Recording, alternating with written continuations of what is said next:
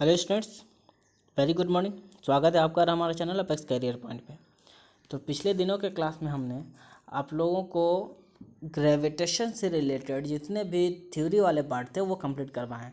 तो अगर वो कंप्लीट हो चुका तो हम लोग न्यूमेरिकल और ये जो ऑब्जेक्टिव टाइप का क्वेश्चन है उसकी तरफ चलते हैं। ठीक है, तो आज का फर्स्ट क्वेश्चन क्या है, the S I unit of G is, G का एसआई यूनिट क्या है। ठीक है, तो हम लोग जी का एसआई यूनिट कैसे फाइंड आउट करते हैं। सो देखिए, हम लोग क्या पढ़े थे कि force of gravitation is equal to G into m1 m2 by r square, यही था। तो हमको जी का यहाँ पे पूछा एसआई यूनिट। तो देखिए, एफ को हम लोग इधर ले आते हैं, आर स्क्वायर को इधर ले आते हैं और हम m1 m2 इधर लिख देते हैं, तो बच जाएगा क्या यहाँ पे जी। अब यहाँ पे ध्यान देने वाली बात है, हम लोग यहाँ बनाते हैं कि फोर्स के लिए क्या हो जाएगा, न्यूटन हो जाएगा। आर स्क्वायर के लिए मीटर स्क्वायर हो जाएगा, बाय m1 m2 के लिए मतलब ये केजी हो जाएगा, ये भी केजी, तो केजी स्क्वायर हो जाएगा। तो कितना हो जाएगा ये, न्यूटन मीटर स्क्वायर पर केजी स्क्वायर। ठीक ना।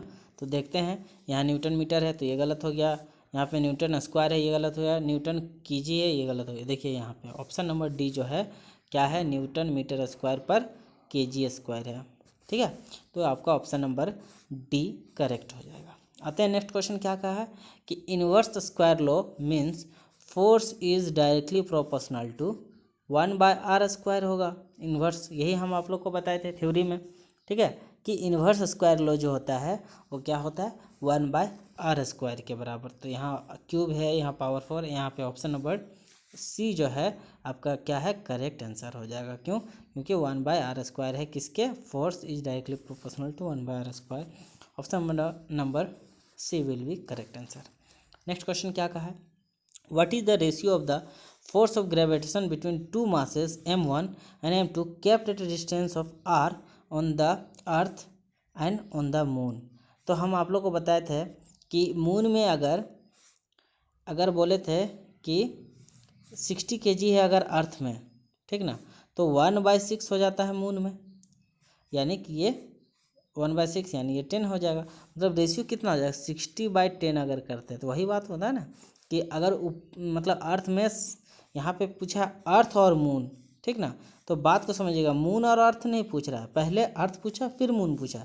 मतलब अर्थ का कितना होता है, अर्थ में हम लोग देखते हैं तो अर्थ में कितना होता है, 6 टाइम होता है और मून में 1 टाइम होता है, तो 6:1 हो जाएगा इसका करेक्ट आंसर। देखिए अब यहाँ पे 1:6 भी दिया हुआ है, तो लोग कन्फ्यूज हो जाते हैं कि पहले यहाँ पे क्या है, ये पहला आपका अर्थ है, फिर ये मतलब ये जो है 6 टाइम जो है, यहाँ पे ध्यान दीजिएगा, 6 टाइम कहाँ ज़्यादा होता है, तो अर्थ में 6 टाइम्स होता है। तो मून एंड अर्थ का बोलता, मून एंड अर्थ का बोलता तो ये 1/6 हो जाता है कि नहीं, लेकिन अर्थ बाय मून बोल रहा है तो यहाँ पे 6:1 हो जाएगा। Option number A will be correct answer. देखिए कन्फ्यूज यही करता है क्योंकि हम लोग हमेशा ये नॉर्मल वे में पढ़ते हैं कि 1:6 का रेशियो होता है, क्या है कि अगर यहाँ पे 1 kg है तो वहाँ 6 kg नहीं होगा। यहाँ ये मून बाय अर्थ का बात है कि अगर यहाँ पे मतलब मून में अगर 1 kg है तो ये क्या है, ये अर्थ में आके 6 kg का हो जाएगा, यानी ये मून बाय अर्थ का रेशियो है, इसमें कंफ्यूज नहीं होना है। ठीक है, तो इसका option number A will be correct answer, क्योंकि अर्थ बाय मून पूछा है। आते हैं नेक्स्ट क्वेश्चन पे, बोला क्या है कि the value of G depends on. अब जी जो है किस पे डिपेंड करता है, तो आप लोग देख सकते हो कि जी इज इक्वल टू अभी क्या बताए, F r²/m1 × m2, यही ना, ये जी का वैल्यू हम लोग निकाले थे। तो ये फोर्स पे डिपेंड कर रहा है, डिस्टेंस बिटवीन टू ऑब्जेक्ट्स के बीच में, और मासेस ऑफ देयर मतलब देयर मासेस पे, जो बॉडी का मास है उस पर। तो यहाँ पे देखिए मासेस ऑफ द बॉडीज़, तो ये तो करेक्ट हो गया। नेक्स्ट क्या है, distance between the two bodies, ये भी सही हो गया क्योंकि आर पे डिपेंड कर रहा है, यहाँ m1 m2 पे डिपेंड कर रहा है, तो यहाँ पे भी क्लियर हो गया। Some other masses kept nearby, ये आपका गलत हो गया, मतलब यहाँ पे बी और सी आपका करेक्ट हो जाएगा। अच्छा, तो यहाँ पे आपको नहीं दिया हुआ है, ठीक है, तो यहाँ ऑप्शन नंबर बी और सी विल बी करेक्ट आंसर।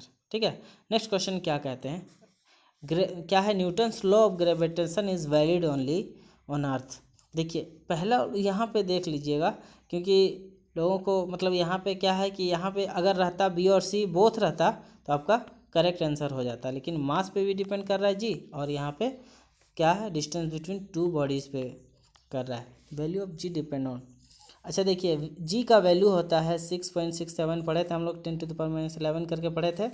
तो ये जी का वैल्यू तो कांस्टेंट है, तो इस पे हमको लगता है किसी में डिपेंड नहीं होना चाहिए जी, ठीक ना। तो अगर इस बेसिस पे देखा जाए तो option number A will be correct answer. आते हैं नेक्स्ट क्वेश्चन, क्या Newton's law of gravitation valid in, अब न्यूटन्स लॉ ऑफ ग्रेविटेशन किस में वैलिड होता है, तो only on earth, only in solar system, everywhere, laboratory. तो ये जो है यूनिवर्सल लॉ ऑफ ग्रेविटेशन है, इसलिए हम लोग कहीं भी इसको इस्तेमाल कर सकते हैं, ठीक है। तो option number C will be correct answer. Next question क्या कहता है, द ग्रेविटेशनल फोर्स कॉजेज, ठीक ना, ग्रेविटेशनल फोर्स के चलते क्या क्या हो सकता है, टाइड्स, ठीक ना, motion of moon, none of them और both of A and B.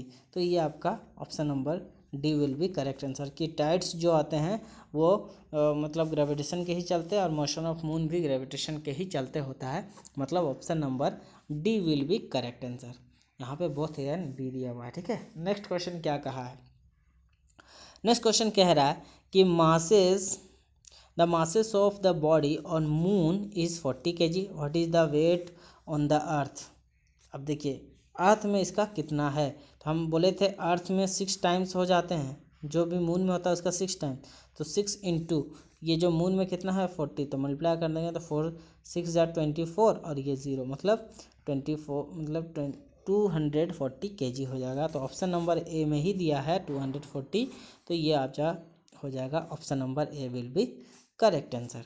Next question क्या क्या है ये ध्यान देते हैं हम लोग, Newton's law of gravitation applies to, अब कहाँ पे हम लोग अप्लाई करते हैं न्यूटन लॉ ऑफ ग्रेविटेशन, तो स्मॉल बॉडीज़ ओनली, ऐसा नहीं है स्मॉल बॉडीज़ में, सब में हम लोग कर सकते हैं, इसमें होता है प्लांट्स में भी, all the bodies irrespective of their sizes, ये हो जाएगा option number C will be correct answer, ठीक है। नेक्स्ट क्वेश्चन क्या कहा है कि the distance between two bodies become 6 times more than the usual distance, the force becomes, अगर क्या कहा है, देखिए फोर्स जो होता है वो इन्वर्सली प्रोपोर्शनल होता है आर स्क्वायर का। अगर बोला है कि अगर distance between two bodies become 6 times, यानी एफ इज इक्वल टू कितना हो जाएगा 1/6 का स्क्वायर हो जाएगा, ठीक है। थोड़ा स्पेस बना देते हैं आसानी से क्लियर हो जाए। तो फोर्स जो होता है ये कितना हो जाएगा 1/r स्क्वायर की जगह आप 6r स्क्वायर हो जाएगा, तो कितना हो जाएगा 1 जब 6 का स्क्वायर करेंगे तो 36r स्क्वायर हो जाएगा, मतलब 1/36 टाइम्स बढ़ जाएंगे, ठीक है। तो देखिए ऑप्शन नंबर डी हम लोग को दिख रहा है कि 1/36 टाइम्स बढ़ रहा है, तो ये आपका option number D will be correct answer. Next question क्या कहा है, universal law of gravitation was postulated by, तो ये तो simply Newton's law of gravitation हम लोग पढ़ते हैं ना, तो ये क्या है कि आपका न्यूटन के द्वारा ये पोस्टुलेट किया गया था, ठीक ना। तो ऑप्शन देखते हैं हम लोग, न्यूटन है ना, option number B will be correct answer. आते हैं नेक्स्ट क्वेश्चन क्या कहा है, SI unit of G is, तो जी क्या है, एक एक्सेलरेशन ड्यू टू ग्रेविटी, हम लोग यही ना पढ़े थे, इसको सिंपली करते हैं क्या, एक्सेलरेशन ड्यू टू ग्रेविटी। तो एक्सेलरेशन का पार्ट क्या आता है, मीटर पर सेकेंड स्क्वायर होता है एक्सेलरेशन के लिए, तो ये भी मीटर पर सेकेंड स्क्वायर हो जाएगा, तो ये आपका option number A will be correct answer. आते हैं नेक्स्ट क्वेश्चन क्या कहा है कि the tidal waves in the sea are primarily due to the, तो ये टाइडल वेव्स किसके चलते होता है, तो atmospheric effect of the earth, gravitational effect of the Mars on the earth, gravitational effect of the moon on the earth. तो ये आपका जो है क्या है, मून का ग्रेविटेशनल इफेक्ट जो होता है अर्थ में, इसके चलते टाइड्स आते हैं, ठीक ना। टाइड्स समझ रहे हैं ना, कि मतलब जो महासागरों में जो ये ज्वार भाटा जिसको कहते हैं कि पानी उठ जाता है एक बार अचानक और फिर गिरता है, तो उससे एनर्जी का भी हम लोग टाइडल एनर्जी पढ़े थे हम लोग, तो उससे एनर्जी भी हम लोग हासिल करते हैं, ठीक है। नेक्स्ट क्वेश्चन क्या कहा, बोलता है ना object wait 10 Newton when measured on the surface of the अर्थ, अगर क्या है कि अर्थ के सरफेस में हम लोग 10 न्यूटन मेजरमेंट करते हैं, 10 न्यूटन कहाँ है, सरफेस ऑफ द अर्थ। तो बोला क्या, what should be the weight on moon, तो मून में क्या होता है 1/6 होता है, तो इसको हम लोग 10 जो है उसका 1/6 डिवाइड कर देंगे, तो इसको देखते हैं, 6 1 जा 6 पॉइंट, 6 जा 36, 6 जा 36, इस तरह से बढ़ते चला जाएगा डॉट डॉट। तो ये जो है राउंड ऑफ करके हम लोग 6 7 कर देते हैं, तो कितना हो जाएगा 1.67 न्यूटन। कहाँ पे हो जाएगा ये, मून पे। ठीक है, तो option number A will be correct answer.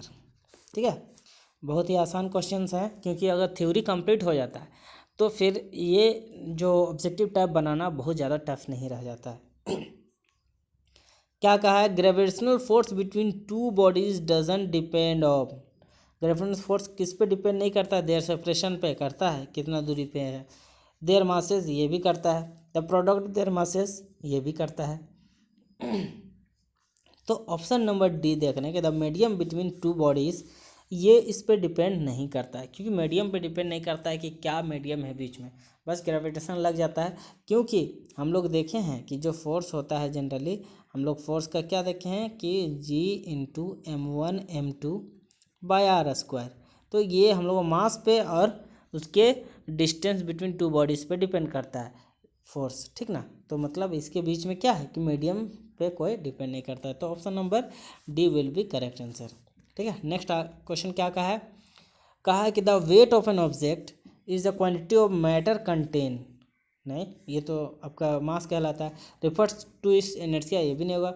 It's the force which is attracted on the अर्थ, ये आपका करेक्ट आंसर हो जाएगा कि जिस फोर्स से वो अर्थ की तरफ अट्रैक्ट होता है उसी को हम लोग क्या कहते हैं, वेट कहते हैं। ठीक है, नेक्स्ट क्वेश्चन क्या कहा कि the force of gravitation between two bodies varies as r as. तो आर कैसे होगा, r² के रेंज में होता है 1/r², लेकिन ये तो 1/r² ना होता है, force is directly proportional to 1/r², यानी ऑप्शन हो जाएगा आपका डी करेक्ट आंसर हो जाएगा 1/r²। तो इस तरह से हम देख रहे हैं कि सारे क्वेश्चन बहुत ही आसानी तरह से हम लोग को सॉल्व होने लगे हैं, क्योंकि हम लोग थ्योरी सही से पढ़ चुके थे। ठीक है, तो आप लोग क्या करें, थ्योरी को रिवीजन करते रहें और इस तरह से आपका ऑब्जेक्टिव टाइप क्वेश्चन भी बहुत आसानी से सॉल्व होता चला जाएगा। ठीक है, तो क्लास यहीं पे ख़त्म करते हैं, फिर अल्लाह हाफिज़।